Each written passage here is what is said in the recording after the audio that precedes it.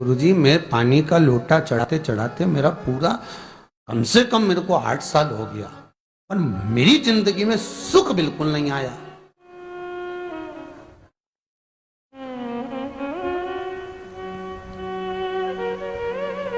हमने कहा तूने कैसे चढ़ाया, वो भी तो सुने। तो क्या कैसे, क्या स्नान करा और मंदिर जाके लोटा चढ़ाया पानी का। अच्छा, अब मैंने कहा तू चुप रहे।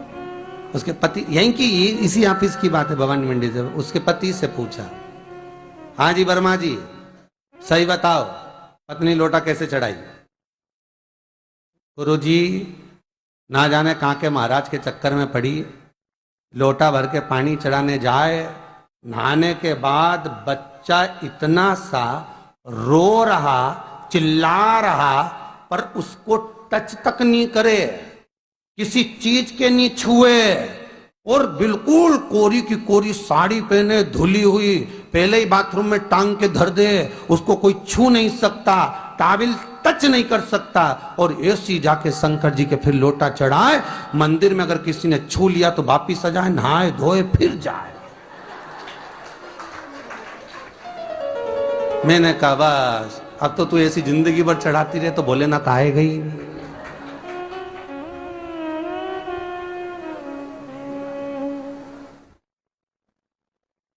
सत्य बोलो रे, मिलेगा। कई लोगों ने पूछा शंकर को रिझाने के लिए कौन से कलर के कपड़े पहने कि शिव राजी हो जाए। शंकर को पाने के लिए कपड़ा बदलने की जरूरत नहीं होती, शंकर को पाने के लिए कलेजा बदलने की जरूरत होती है, शंकर मिल जाता है। कपड़े से शिव कभी नहीं मिला साहब। आप कौन से कलर के कपड़े पहन रहे हो, ये शिव प्राप्त नहीं करोगे हो। सफेद पहन लिए, लाल पहन लिए, केसर के पहन लिया, उससे शंकर नहीं मिल रहा हो। बहुत सारी रुद्राक्ष की माला धारण कर ली, हाथ में भी खूब सारा रुद्राक्ष पहन लिया, यहां पर भी पहन लिया, कान में भी रुद्राक्ष धारण कर लिया, जटा पे भी रुद्राक्ष लगा लिया, उससे शिव नहीं मिलने वाला हो।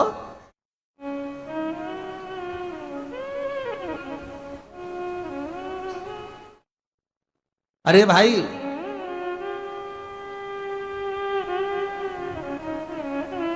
किसके पास में जा रहे हो आप जल चढ़ाने के लिए?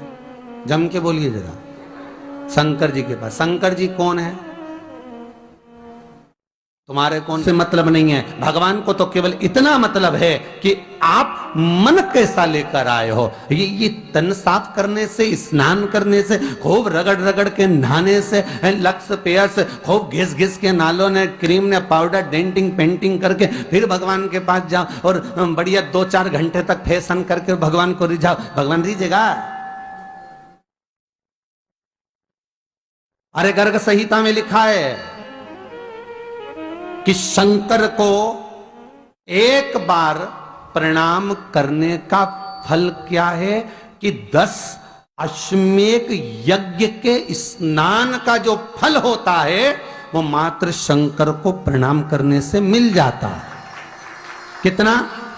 10 अश्वमेध यज्ञ के स्नान का जो फल है शंकर को मात्र प्रणाम करने से मिल जाता है। पर गर्ग संहिता कहती है कि 10 अश्वमेध यज्ञ के स्नान के बाद भी मनुष्य का जन्म वापिस मिल सकता है। मतलब वापिस तुम्हारा जन्म हो सकता है, किसी भी रूप में हो, जन्म हो सकता है। पर शिव पुराण कहती है, गर्ग संहिता कहती है, स्कंद पुराण कहती है, नर्मदा पुराण कहती है कि महाराज इतना जरूर है कि शिव को प्रणाम करने का फल उतना है कि 10 अश्वमेध यज्ञ के स्नान का फल मिल जाता है। पर गर्ग संहिता कहती है कि शंकर के चरणों में अगर प्रणाम कर लिया तो ये पक्का है कि अश्वमेध यज्ञ का फल भले कट जाए पर शंकर के प्रणाम का फल नहीं कटता, उसका वापिस जन्म नहीं होता और वो शिव का हो जाता, वो शंकर का हो गया, फिर उसका जन्म नहीं है महाराज।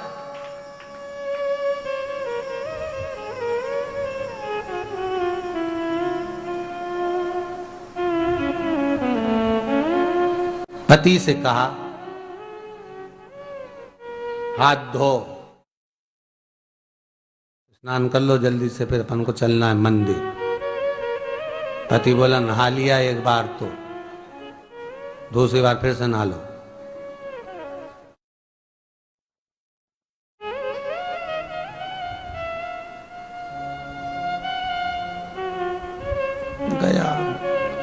नी के ना माने तो कई घर में चंद्र घंटा से माथा बिड़ा, स्नान करा फिर आया। चल पलंग पे काय को बैठ गए?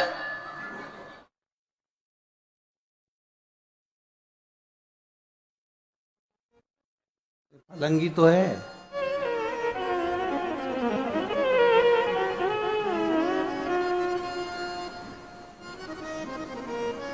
फिर से नहा के आओ।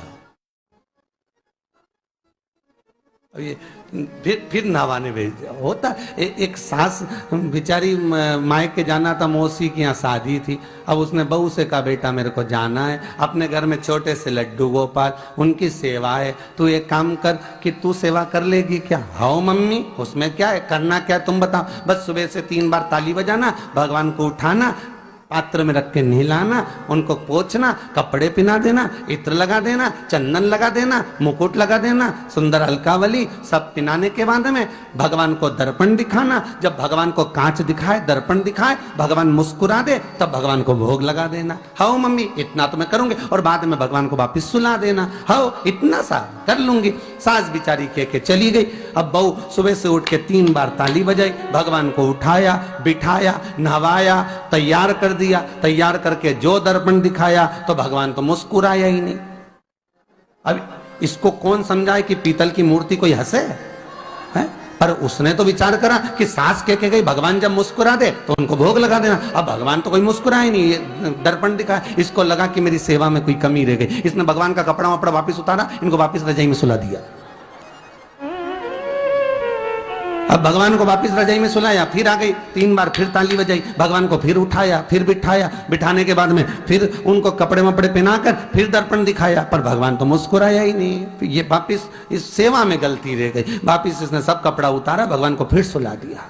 सुबह 8 बजे से नहवा रही, कपड़े पहना रही और सुला रही। 1 बज गई।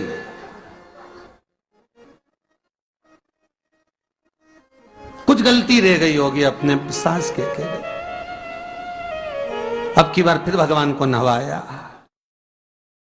भगवान भी मन में सोचे नहवा ही नहवा रही, खवा तो कछु ना रही।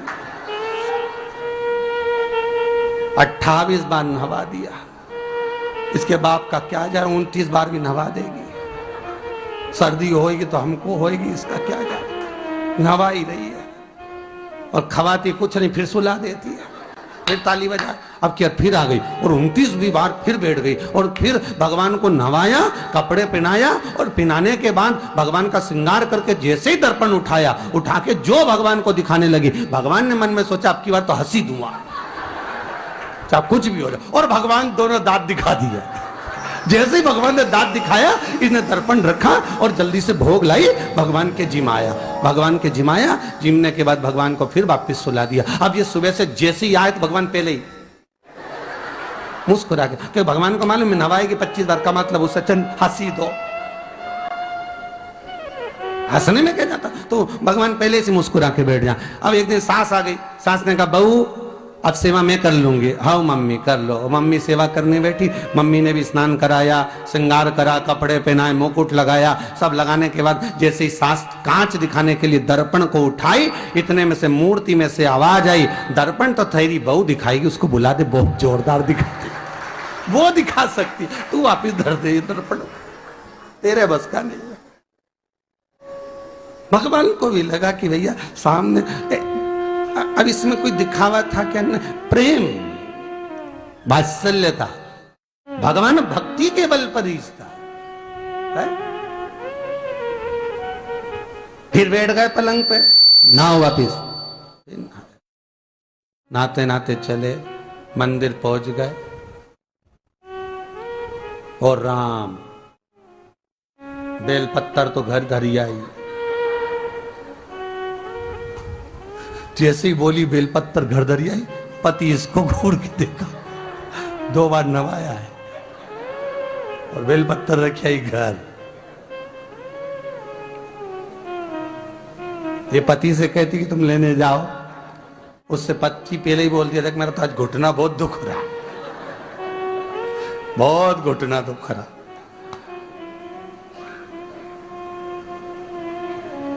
ठीक है, तुम बैठो, मैं आई अभी घर से। अब घर जाते जाते मालूम पड़े फिर कहीं का कोई छुआ गया तो नहाने बैठ गई। फिर आई, इसकी जो पूजन की थाली रखी थी, कोई भगत आया बेचारा, उसने सोचा मंदिर की थाली है, सब चढ़ा चुड़ू के चले गया सब। पति से बोली तुमने अकेले ही पूजन कर ली, मैं तो करा ही नहीं। ये नंदी जहां बैठा उसके पास में बैठा, मैंने हाथ नहीं लगाया। तो ये सामान कौन चढ़ाया? इनकी आई थी, सब चढ़ाया। तो कि शर्म नहीं आई? बेलपत्तर तो था ही नहीं। तो क्या सियोर वाला महाराज की कथा सुनी थी, शंकर जी पे से उठा लिया, धो के चढ़ा के वो गई, वो चली गई। शिव ये नहीं कह रहा कि तुम वस्तुएं बटोर कर लाओ। शंकर कहता तुम्हारे पास में मिल जाए तो समर्पित कर दो, नहीं मिले धोया, वापिस शिव को चढ़ा दिया, वापिस शंकर को समर्पित कर दिया। शिव स्वीकार करेंगे। एक महीने तक भी एक बेलपत्र को धोकर शंकर को रोज चढ़ाते रहो तो भी शंकर स्वीकार करेंगे। उसमें भगवान ये नहीं सोचेंगे कि निर्माल्य है, स्वीकार करेंगे।